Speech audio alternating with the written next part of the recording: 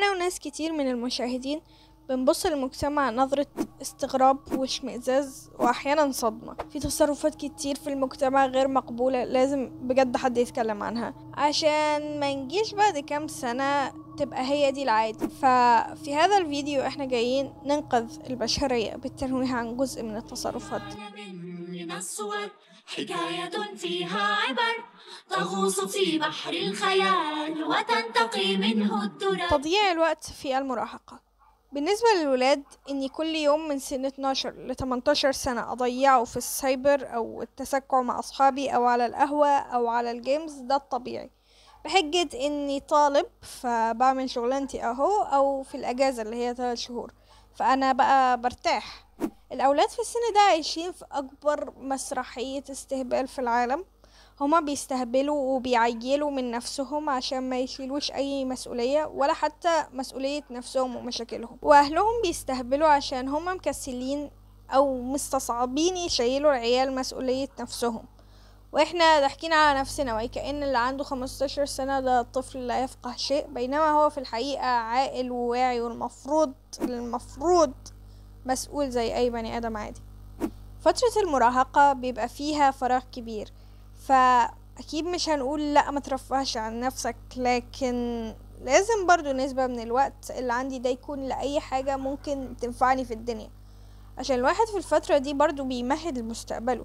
مفيش ارك بيجي من غير بناء احداث قبليه، يعني اكيد مش هرسبن لو انا عندي 30 سنة هلاقيني حكيم ومنظم ومجتهد وانا ما بنيتش ده من الاول. وانا هنا بقول ان دي مشكلة اولاد، لان نسبة البنات اللي بيبقى ليهم هوايات واهتمامات وعندهم مسؤولية اكتر لسبب ما من نسبة الولاد. ايه مصدر المعلومة دي؟ تحليلاتي الدقيقة جدا للمجتمع.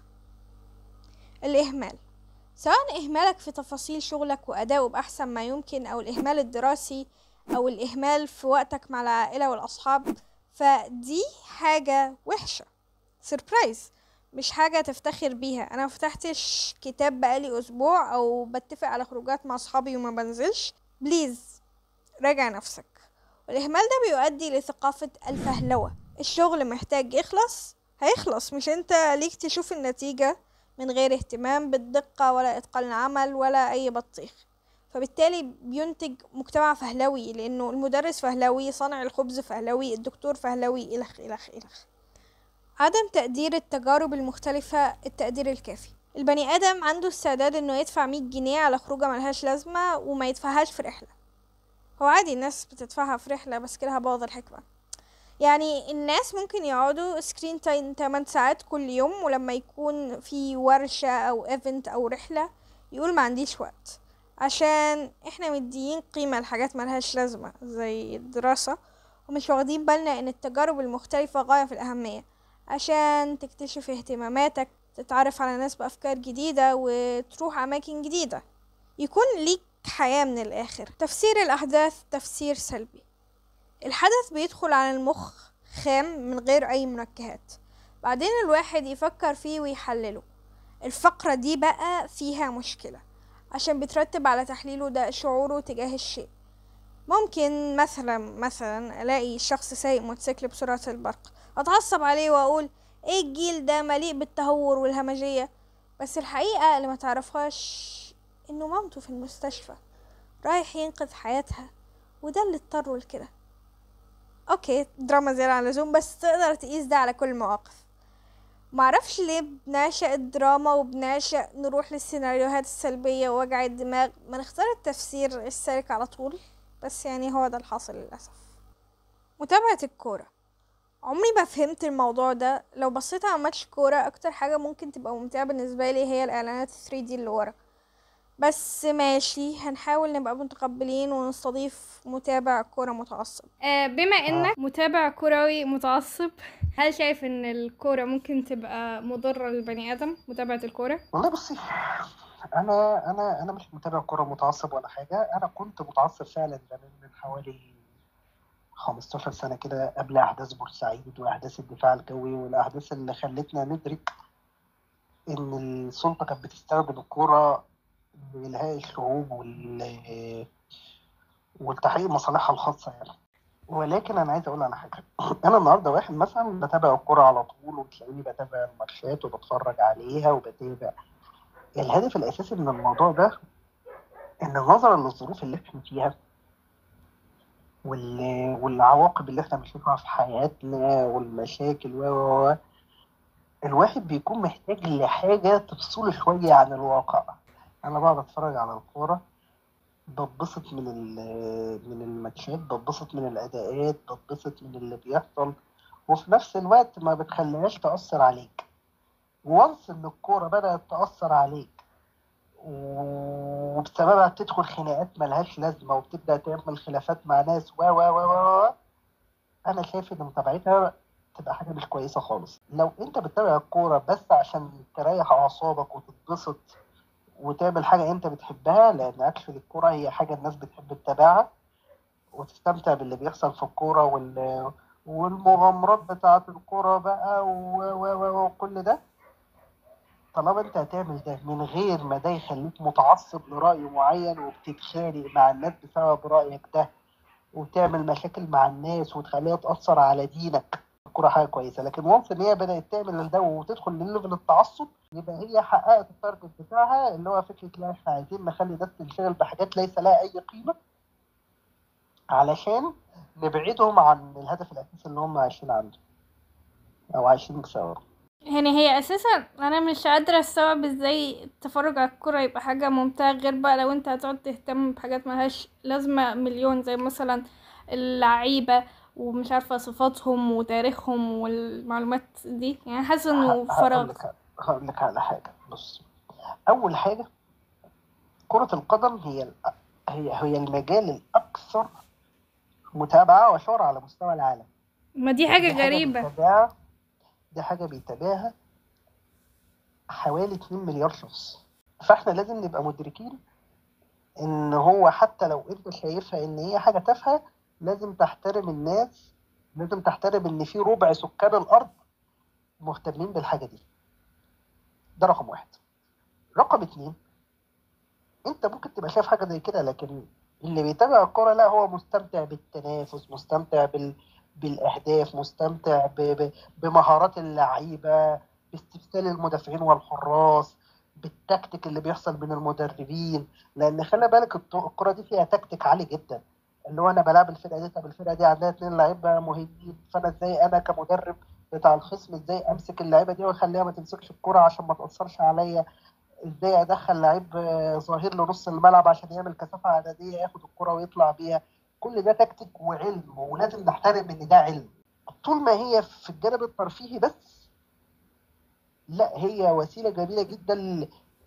ل... للتسليه، احسن من وسائل كتيره جدا موجوده.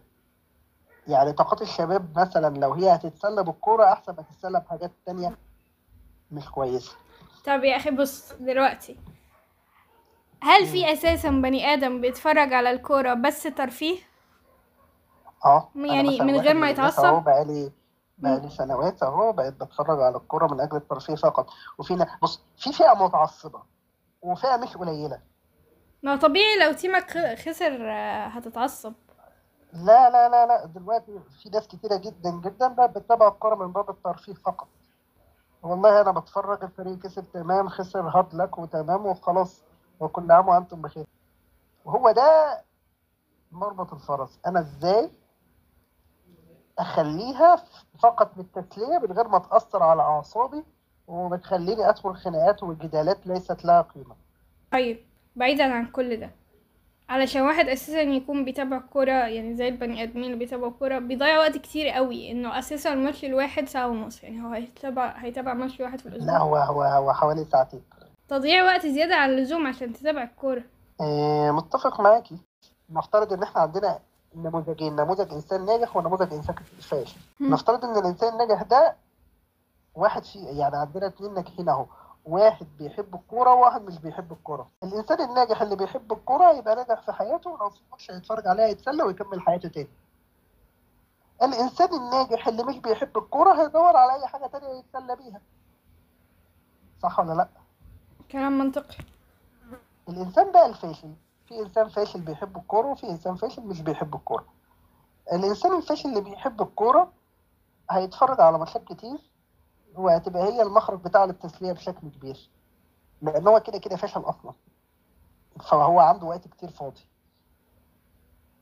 وفي طيب إنسان فاشل مش بص، بيحب الكورة، فالإنسان الفاشل اللي مش بيحب الكورة ده هضيع وقت في حاجة ما هو تانية. بيضيع وقته في حاجات تانية أصلا.